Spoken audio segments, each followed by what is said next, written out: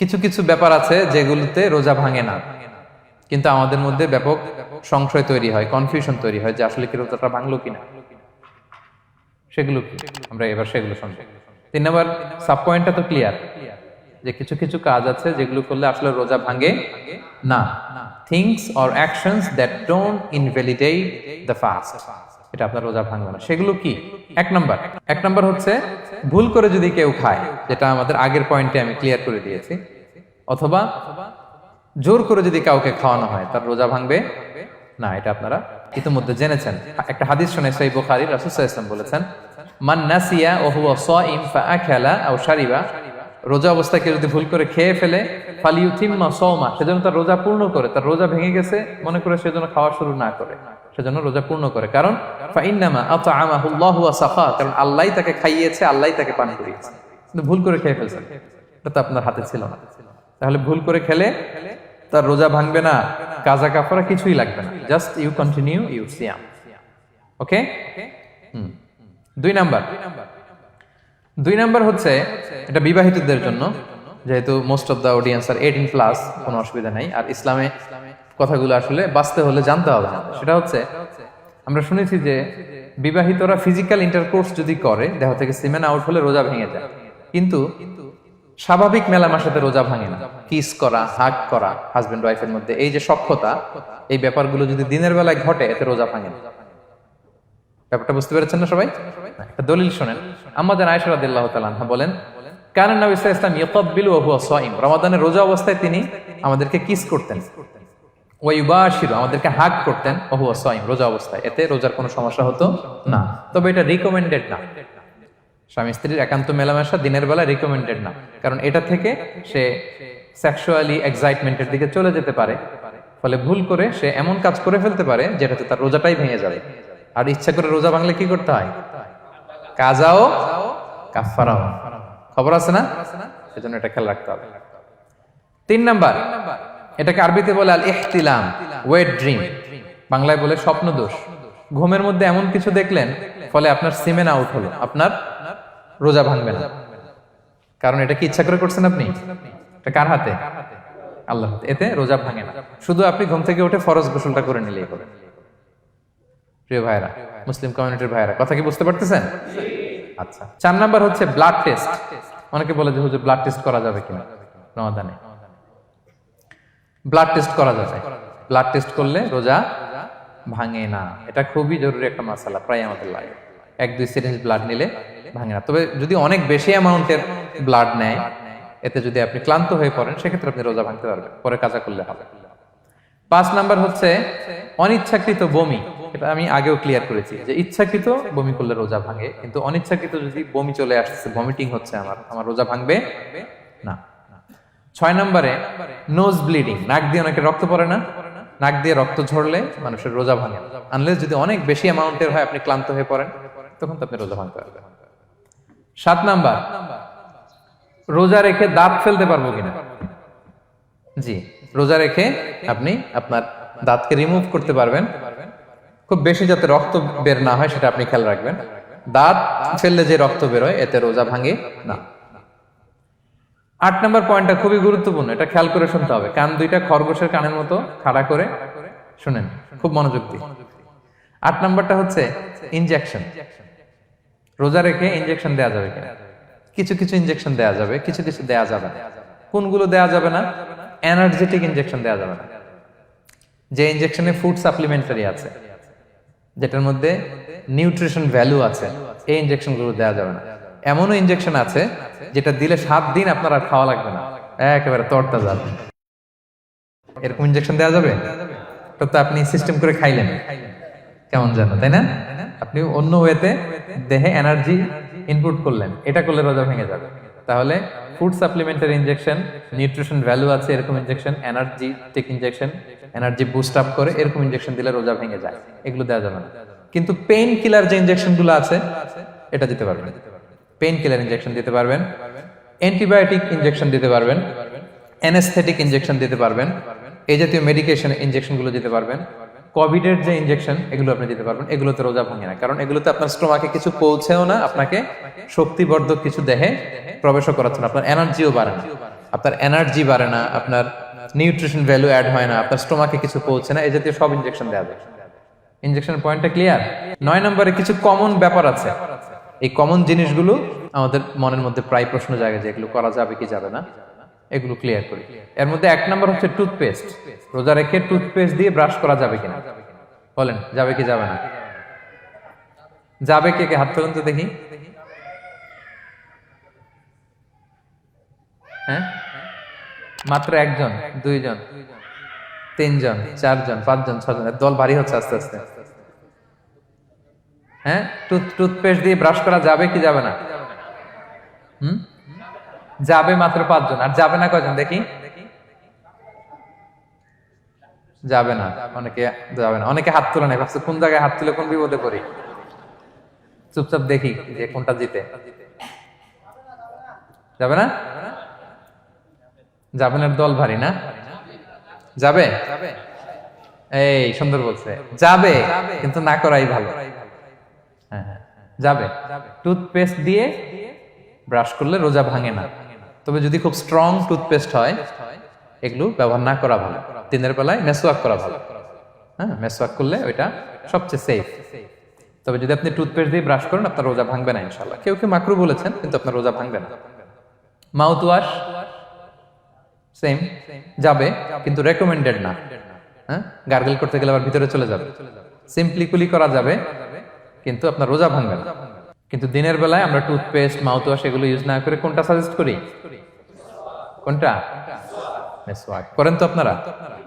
রাসূল সাল্লাল্লাহু আলাইহি ওয়াসাল্লাম বলেছেন, আমার উম্মতের জন্য যদি কষ্ট না হয়ে যেত আমি প্রত্যেক নামাজের আগে মেসওয়াক করা ফরজ করে দিয়ে যেতাম। কষ্ট হয়ে যাবে, পকেট নিয়ে নিয়ে মেসওয়াক ঘুরতে হবে। এবং রাসূল সাল্লাল্লাহু আলাইহি ওয়াসাল্লাম মৃত্যুর আগে ওনার হাতে যে জিনিসটা রেখে উনি শেষ নিঃশ্বাস ত্যাগ করেছেন সেটা হচ্ছে মেসওয়াক। উনি অত্যন্ত অসুস্থ, প্রচন্ড জ্বরে কাতরাচ্ছেন। তখন দেখলেন যে ওনার শ্যালক আব্দুর রহমান রাদিয়াল্লাহু তাআলা আনহু উনি মেসওয়াক করতেছেন, তো উনি ফেল ফেল করে তাকায় আছেন, বলতে পারতেছেন না আমাকে দাও। আম্মা জান আয়েশা বুঝতে পারলেন যে রাসূল মনে হয় চাচ্ছেন, তো উনি এটা নিয়ে এসে নিজে চাবালেন। রাসূল সাল্লাল্লাহু আলাইহি ওয়াসাল্লাম চাবায় যে নরম করবেন এই শক্তিটাও গায়ে নাই। আম্মা জান নিজে চাবিয়ে রাসূল সাল্লাল্লাহু আলাইহি ওয়াসাল্লামের হাতে দিলেন, রাসূল সাল্লাল্লাহু আলাইহি ওয়াসাল্লাম মেসওয়াক করলেন। এই মেসওয়াক করার কিছুক্ষণ পরে তিনি ইন্তেকাল করলেন। আরবাউন মিন সুনানিল মুরসালিন, 4টা সুন্নাত, এটা সব নবীদের মধ্যে ছিল। এর মধ্যে একটা হচ্ছে আসওয়াক, মেসওয়াক। মেসওয়াক করবেন তো আপনারা? আচ্ছা। এরপর রোজা রেখে আতর দেয়া যাবে, কোনো সমস্যা নাই। পারফিউম দেয়া যাবে, সমস্যা নেই। আই ড্রপ দেয়া যাবে, চোখে ড্রপ দেয়া যাবে, আইলাইনার দেয়া যাবে, কাজল দেয়া যাবে, এগুলোতে রোজা ভাঙে না। এরপরে ডায়াবেটিক পেশেন্ট যারা আছে তারা ইনসুলিন দিতে পারবেন, এত রোজা ভাঙে না। এটা আমাদের লাগে না, আমাদের অনেক মুরব্বীদের দিতে হয়, আমাদের আব্বা আম্মাদের। তো এটা আপনারা জেনে গেলেন, ইনসুলিন দিলে রোজা ভাঙে না। এরপরে 10 নম্বর খুব মজার একটা পয়েন্ট, খাবারের যদি লবণ চেক করা হয় এতে রোজা ভাঙে না। তবে ঘরে আপনারা এটা ট্রাই করবেন না, এটা রেকমেন্ডেড না। এটা কখন রেকমেন্ডেড? এটা বড় শেফদের জন্য। লেটস সে রমাদানে 1000 লোকের বিরিয়ানি করা হবে, আল্লাহর বান্দারা রোজাদাররা খাবে, এটা লবণ বেশি হলে খাইতে পারবে? পারবে না। এজন্য যিনি শেফ, প্রধান বাবুর্চি, উনি লবণটা ট্রাই করতে পারবেন, করেই সাথে সাথে কুলি করে ফেলবেন, ভিতরে তো কিছু গেল না, এতে রোজা ভাঙে না। তাই বলে প্রতিদিন ঘরের রান্নাতে আবার এটা করতে যায় না। ঘরে 2 জন, আপনি আপনার হাজবেন্ড ওয়াইফ টোনাটুনি একটা হইলেই হইলো, কি বলেন? লবণ বেশি হবে কম হবে, কিন্তু বড় প্রোগ্রাম, অনেক রোজাদাররা একসাথে ইফতারি করবে, এটা তো লবণাক্ত হইলে খাওয়া যাবে না। তো সেক্ষেত্রে শেফ যদি জাস্ট জিব্বা দিয়ে লবণটা একটু ট্রাই করে নেয় যে অ্যাড করতে হবে না, ঠিক আছে, সাথে সাথে কুলি করে ফেলে, রোজা ভাঙবে না। দলিল কি? দলিল হচ্ছে কাঁচা ডালের মেসওয়াক। রাসূল সাল্লাল্লাহু আলাইহি ওয়াসাল্লাম কাঁচা ডালের জাইতুনের মেসওয়াক দিয়ে তিনি সেওয়াক দিয়ে মেসওয়াক করতেন। তো কাঁচা জাইতুনের আপনারা মেসওয়াক করছেন, এটা কিন্তু অনেক লবণাক্ত, সল্টি, এটার মধ্যে একটা ঝাঁঝালো ভাব আছে। তো এটা আপনার জিহ্বায় লাগলে কি রোজা ভেঙে যায়? ভাঙে। এবং আপনি যদি সমুদ্র অঞ্চলে সফর করেন, সমুদ্রে লেটস সে 1 মাসের, আমাদের এই যে বাংলাদেশে তো এখন এই কি বলে প্রায় 7 লক্ষ টাকা করে দিছে আমাদের হাজিদের জন্য, হজ করতে হলে প্রায় 7 লক্ষ টাকা লাগবে। তো এরকম ঘোষণাও দেখলাম যে নেক্সট ইয়ার থেকে সমুদ্র পথে যাওয়া যাবে কম খরচে। তো কেউ যদি এমন হয় সমুদ্রের সফরে দীর্ঘ সময়, আপনি অজু করবেন কি দিয়ে? সাগরের পানি দিয়ে। তো সাগরের পানি কেমন? সাগরের পানি দিয়ে আপনার কুলি করতে হবে না? মাছ মজা করবেন না? তা আপনার কি রমজানে যদি কুলি করেন আপনার রোজা ভেঙে যাবে? না, ভাঙবে না। তো এ থেকে স্কলাররা দলিল নিয়েছেন যে এরকম জরুরি প্রয়োজন হলে আপনি খাবারের স্বাদটা লবণটা দেখতে পারবেন, সাথে সাথে কুলি করে ফেলবেন, এতে আপনার রোজা ভাঙবে না ইনশাআল্লাহ বিইذনিল্লাহ। অনেকে প্রশ্ন করে এনজিওগ্রাম করা যাবে কিনা। এনজিওগ্রাম এগুলো করা যায়, এই যে হার্টের পেশেন্টদের জন্য এখান থেকে একটা এই ক্যাথেটার ঢুকায়, যদি এটার মধ্যে ওষুধ লাগানো থাকে তো এটা হার্টের দিকে যায়, এটা স্টোমাকে যায় না, এগুলো করা যাবে। তাহলে এই বিষয়গুলো অলমোস্ট মুত্তাফাক আলাই, মানে সর্বসম্মতিক্রমে এতে আপনার রোজা ভাঙবে না ইনশাআল্লাহ বিইذনিল্লাহ। এই পয়েন্টটা ক্লিয়ার না? ক্লিয়ার। এবার কিছু ডিসপিউটেড মাসআলা আছে, মানে যেগুলোর ব্যাপারে ইখতিলাফ আছে, কোন কোন স্কলারদের মধ্যে ভাঙবে ভাঙবে না, এটা আমি একটু ক্লিয়ার করি। এর মধ্যে এক নম্বর হচ্ছে ইনহেলার। অ্যাজমার পেশেন্ট যারা আছে, অ্যাজমা অনেকের দেয়া লাগে না ইনহেলার। ইনহেলার যদি পাফার ইনহেলার হয়, পাফার ইনহেলার যেটা দিয়ে শুধু বাতাস যায়, অক্সিজেন যায়, এটা রোজা ভাঙে না। এটা কি করে না?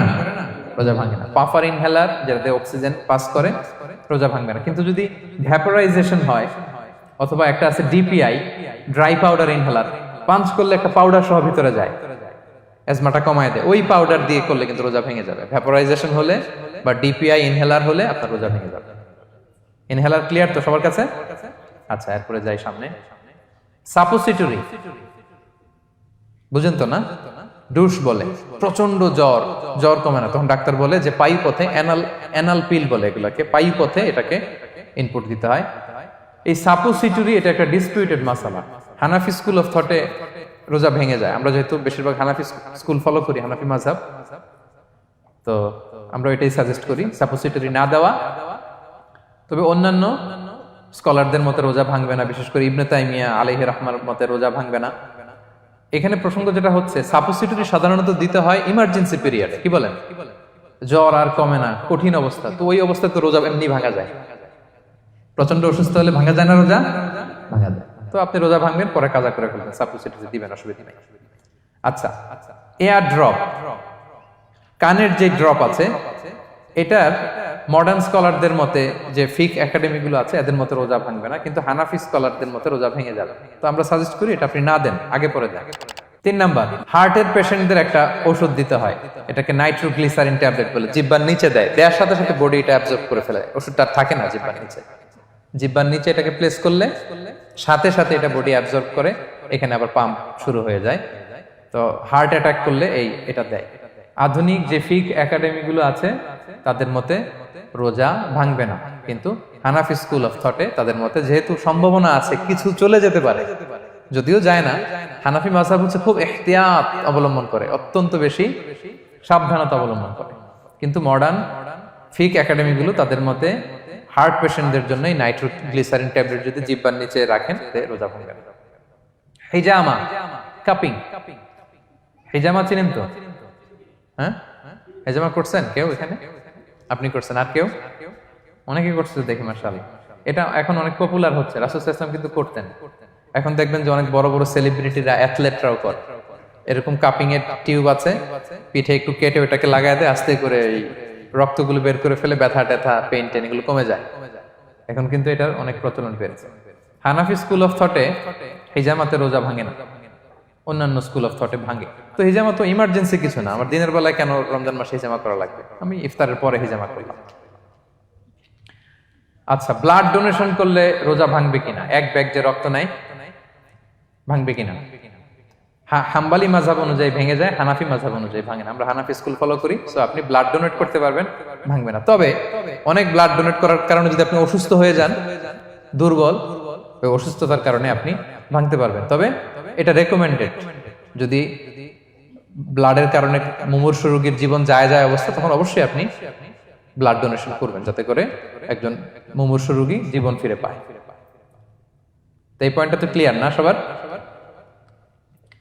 তো এই ছিল সম্মানিত সুধী কিছু মৌলিক বিষয় যেগুলো করলে আমাদের রোজা ভাঙে না। Be a part of our vision.